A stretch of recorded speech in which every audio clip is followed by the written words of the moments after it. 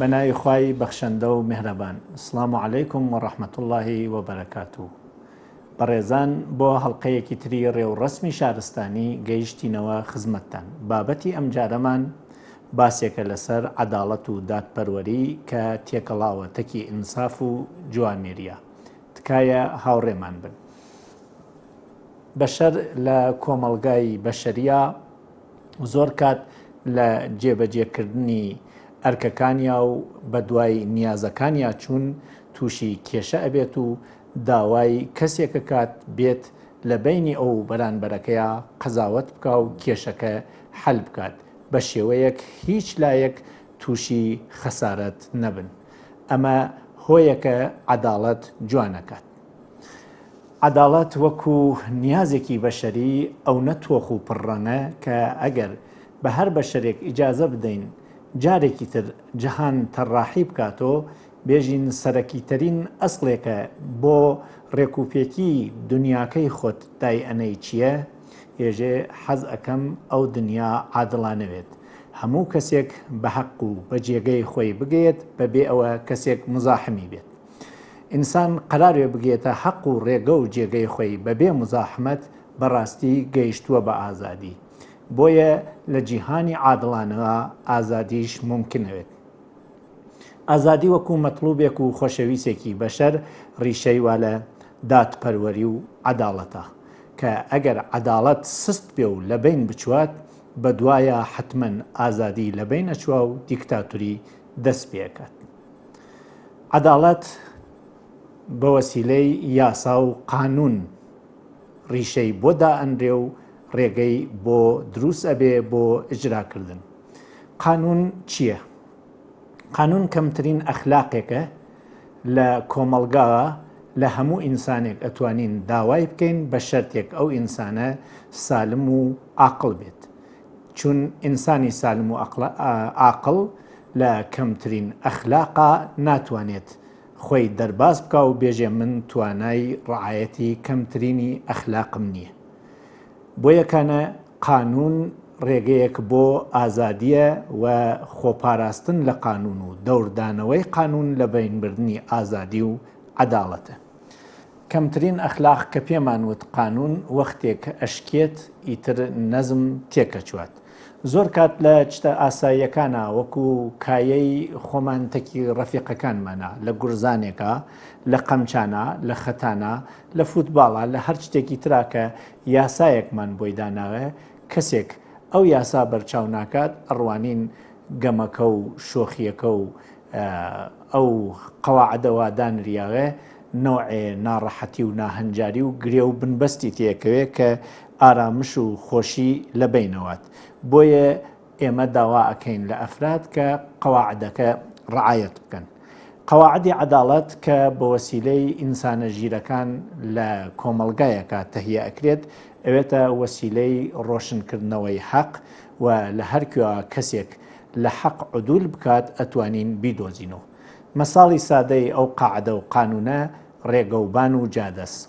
لە جادەوە لە وەسەتی جادەکە خەتێک کێشراوە کە ئەو خەتە ئەتوانین بێژین قانونە و تەرازووی عەداڵەتە کە بینیومانە هەمیشە بۆ عەداڵەت تەرازوو دائەنن، چون تەرازوو یەکسانی هەردوو لایەن نیشانەدا.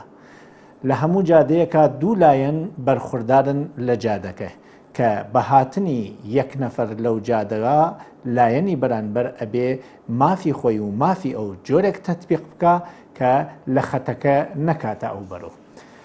هەرکەیە دەعامێ یا شتێک لە جادەوە ڕوئەدا ئێمە تماشای خەتەکە ئەکەین. کەسێکە لە خەتەکە ترازراوە و هاتەسە سایتی بەرانبەر و لە لاینی بەرانبەرە بەرانبەری تووشی گرفت کردە بە خەتابارەی ناسین. هەموو کات و لە هەموو جێگەیەکی کۆمەڵگاوە ئەم ڕۆشنی و خەتە دیار نییە. بۆیە زۆر کات عەداڵەتیش تووشی هەڵە ئەوێت و دەستگای دادپەروەر ممکنە ئشتباه بکات. ئێمە لە دادپەروەریە فقط بە بەڵگە و بە سەنەد ئاعتنا ئەکەین و ئەگەر ئەوە نەبوو بە شاهێد و لەولا بە قەسەم. زۆر کات کەس هەم بەڵگە دروستەکە و هەم شایەت و هەم قەسەمیش. بۆیە دەستگای عەداڵەت هەرچەندێکیش دەقیق بێت ناتوانێت بە ئەنجامێکی کامڵ لە هەموو کاتا بگێت. ئەوەیە لە دوای عەداڵەت ئەخلاقێکی تر سەردەرتێرێ کە پێی یەژین ئینساف و پلێ لە عەداڵەت بانترە. ممکنە لە دەعامێکە لەسەر چوارڕایەکە ڕانندەی بەرانبەر هەر بە عەمد برێک بکە و بۆ ئەوە پشتسەری بدا پیایە. ئەگەر عەداڵەت بێ ئەبینێ ئەو کەسە لە پشتۆ لێدا خەتابارە، وەلێ ئەگەر ئینساف بێت ئەبینین بەرانبەر مەردم ئازارە و هەردوو لای تووشی گرفت کردێ. ئینساف لەرەغا پێشی عەداڵەت ئەکەوێ و ئەزانێت عەداڵەت کەمە و بەش ناکە. بەڵام ئێمە ناتوانین ئینساف بکەینە دەستور و لە هەموو کەسێک داوا بکەین منسفانە ڕەفتار بکات. ئینساف شتێکە شەخص خۆی هەڵی ئەگرێ و خۆی ژیانی پێوەکات. ئێمە بە عەداڵەت ڕێوڕەسمی شارستانی دەست پێکەین و بە ئینساف شارستانی پلەیەک ئەژوورتر ئەبین. لە ئینسافا شەخص بە عەواتفی خۆی کە ئێمە پێی یەژین وجدان تێتە ناوی قەزاوەتەوە و وەکو لایەنێک لە قەزاوەت لە بەشی خۆی چاوپۆشی ئەکات و بەرانبەر یارمەتی ئەکات.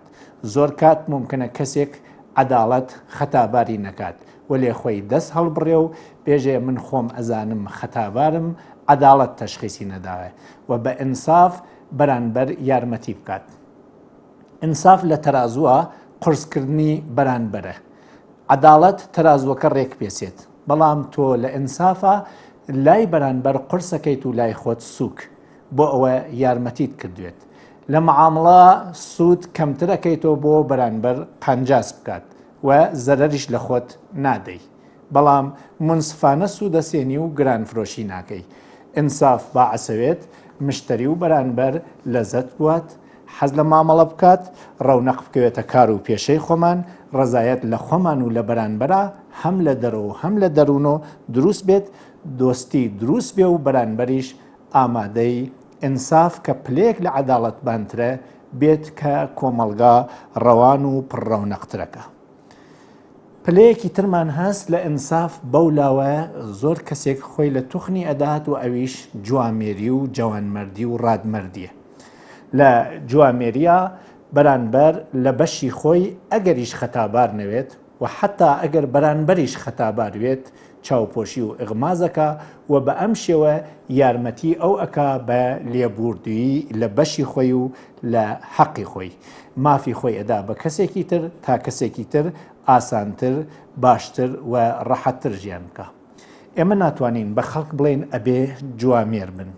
جوامێری و جوانمەردی انتخابی شخص خۆیە و هەر شخصێک ئەوەی هەڵبژارد ڕۆحێکی گەورە بۆ خۆی و بۆ کۆمەلگا دروستەکات کە وەکو دارێکی پڕ سەمەر و سێوەر خۆی و دیگەران ئەحەسێنێتەوە.